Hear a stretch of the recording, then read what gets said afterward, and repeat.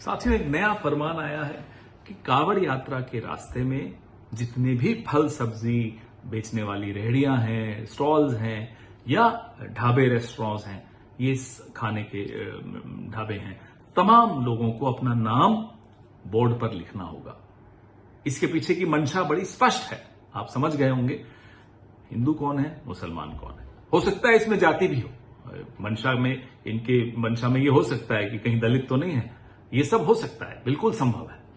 लेकिन हमने इसका कल जब विरोध किया तो जवाब आया, जब हलाल लिखा होता है तब तो आपको कोई आपत्ति नहीं होती। हाँ, बिल्कुल नहीं होती। जब शुद्ध शाकाहारी ही लिखा होता है तब भी हम नहीं पूछते कि साहब ये शुद्ध शाकाहारी जिस रेस्टोरेंट के बोर्ड पे लिखा हुआ है, इसका मालिक क्या हिंदू है, मुसलमान है, जैन है, सिख है, क्या है, हमें कोई फर्क नहीं पड़ता। हमें शुद्ध शाकाहारी खाना है, हम जाकर खा लेते हैं। अब आप इंटरनेशनल एयरलाइंस में कहीं ट्रैवल करते हैं, कोशर फूड, तो ज्यूज को मालूम है, हमें हमारे लिए कोशर फूड जिनको खाना है वो खा सकते हैं। वो पूछते तो नहीं है ना कि शेफ कौन है, जू है या क्रिश्चियन है या मुस्लिम है या हिंदू है, उनको कोई फर्क नहीं पड़ता। ठीक वैसे ही मैं शाकाहारी खाता हूं तो मेरे को ये नहीं पूछना उचित समझता कि बनाने वाला कौन है।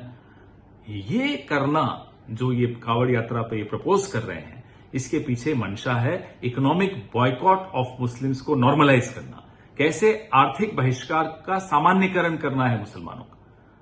तो इस मंशा को तो हम कामयाब किसी के लिए नहीं होने देंगे। वो हिंदू के लिए करें हो, मुसलमानों के लिए करें हो, किसी के लिए भी करें, हम नहीं होने देंगे। अब मीट एक्सपोर्टर्स हैं बड़े बड़े 4-5 जो हैं, अल कबीर कौन है मालिक, सबरवाल। अरेबियन एक्सपोर्ट्स कौन है मालिक, कपूर। MKR फ्रोजन कौन है मालिक, मदन एबट। PML इंडस्ट्रीज मालिक कौन है, बिंद्रा साहब है। और एक होमवर्क भी दे दूं, अल दुआ, पता लगाइएगा कि जब ये अल दुआ नाम की बीफ एक्सपोर्टर कंपनी बनी थी तो इसके मालिक कौन थे। ये होमवर्क मैं संघ के विचारधारा वाले दोस्तों को दे रहा हूं।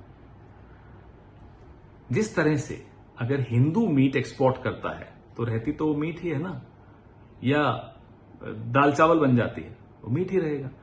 ठीक उसी तरह से अगर कोई अल्ताफ या रशीद आम अमरूद बेच रहा है तो आम अमरूद ही रहेंगे, वो गोश्त नहीं बन जाएंगे। तो ये संघ वाले जो लोग हैं बिना सोचे समझे जब कुछ काम करते हैं तो फंस जाते हैं, पहली ही आर्ग्यूमेंट में धाराशायी हो जाते हैं। लेकिन जो षड्यंत्र ये लोग रच रहे हैं, हमारी आपकी जो एक तहजीब है, अब एक उस तहजीब में मुझे याद आता है अलीगंज लखनऊ में, वहां बड़ा मंगलवार के पीछे की जो कहानी है वो सुनकर बड़ा आनंद आता है।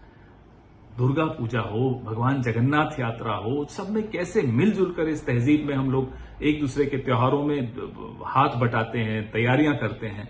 उस तहजीब पर ये हमला बोल रहे हैं, और ये हमला सिर्फ उस तहजीब पर नहीं बोल रहे, हमारे आपके घरों में घुसकर तय करेंगे कि कौन क्या खाएगा, किससे खरीदेगा, क्या कपड़े पहनेगा, किस भाषा में बोलेगा। इनको अपने घरों में घुसने से रोकिए।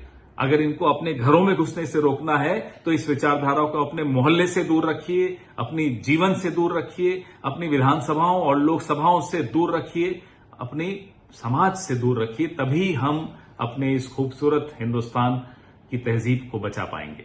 जय हिंद।